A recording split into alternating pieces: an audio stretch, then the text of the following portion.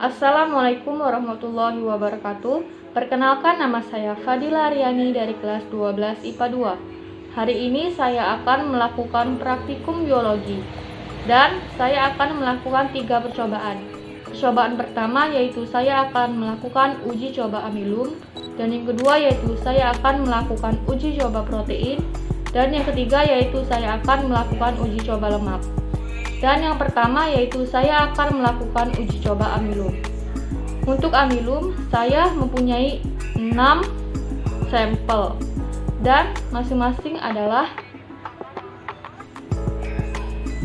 susu yang telah saya beri air, tepung yang sudah saya beri air, gula yang sudah saya larutkan dengan air, putih telur, pisang, dan juga biskuit yang sudah saya beri air. Untuk percobaannya, mari kita lihat. Untuk uji coba amilum, saya akan meneteskan betadin sekitar 5 hingga 10 tetes ke dalam 6 sampel tadi. Baik, mari kita. Saya akan menambahkan 5 hingga 10 tetes ke dalam 6 sampel tadi. Ke dalam biskuit, ke dalam pisang, ke dalam putih telur, ke dalam air gula, ke dalam air tepung, ke dalam air susu. Mari kita lihat apa yang akan terjadi. Jika 6 sampel tadi yang telah kita tetesi betadin berubah warna menjadi kehitaman, maka terdapat karbohidrat di dalam makanan tersebut. Dan mari kita lihat apa yang akan terjadi di dalam 6 sampel tersebut. Jika 6 sampel tadi yang telah kita tetesi betadin berubah warna menjadi kehitaman, maka terdapat amilum di bahan-bahan makanan tersebut. Mari kita lihat apa yang akan terjadi. Dan dapat kita lihat bahwa dalam air putih telur warna tidak berubah menjadi hitam. Berarti tidak terdapat amilum di dalam putih telur. Dan yang kedua yaitu pisang. Pada pisang berubah warna menjadi hitam. Karena itu pada pisang terdapat amilum. Dan yang ketiga yaitu pada air biskuit. Pada air biskuit warna berubah menjadi kehitaman. Karena itulah biskuit terdapat amilum. Dan yang keempat yaitu air gula. Pada air gula tidak terdapat amilum karena warna tidak kehitaman. Dan yang kelima yaitu air tepung. Warna berubah menjadi kehitaman, karena itulah terdapat amilum di dalam air tepung. Dan yang terakhir yaitu air susu. Pada air susu warna tidak berubah menjadi kehitaman. Karena itulah pada air susu tidak terdapat amilum. Warna hitam dapat terjadi karena adanya ikatan antara amilum dan betadin yang menjadi kompleks iodida. Percobaan kedua yaitu saya akan mencoba uji coba protein. Alat dan bahan yang dibutuhkan dalam uji coba protein masih sama seperti uji coba amilum sebelumnya. Yang membedakannya adalah hanya betadin akan kita ganti menjadi air cuka. Mari kita lihat uji cobanya. Percobaan kedua, saya akan meneteskan 5 hingga 10 tetes air cuka ke dalam 6 sampel tadi. Mari kita teteskan. Untuk putih telur, 7 tetes. Pisang, untuk biskuit, untuk air tepung, untuk air gula, untuk air susu,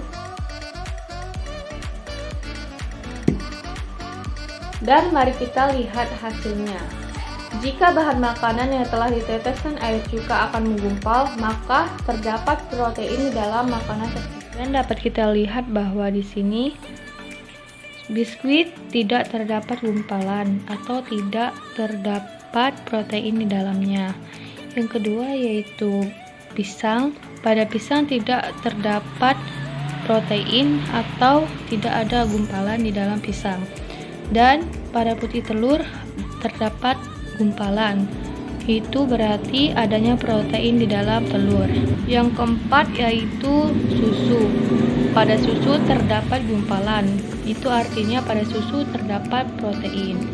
Dan yang kelima yaitu air gula. Pada air gula tidak terdapat sama sekali gumpalan. Itu berarti tidak terdapat protein di dalam air gula.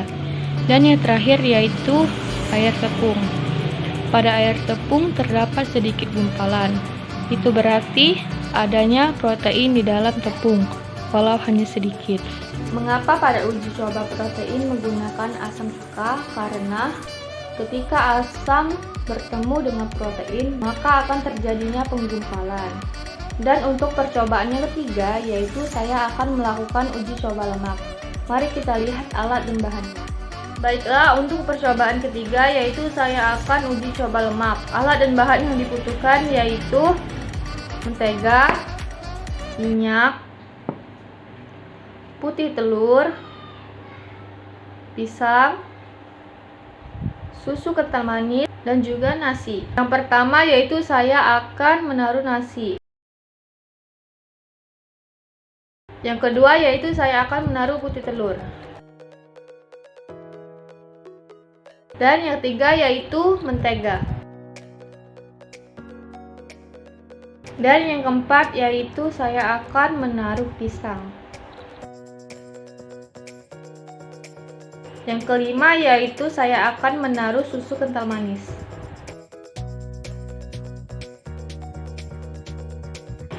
Selanjutnya yang terakhir saya akan menaruh minyak.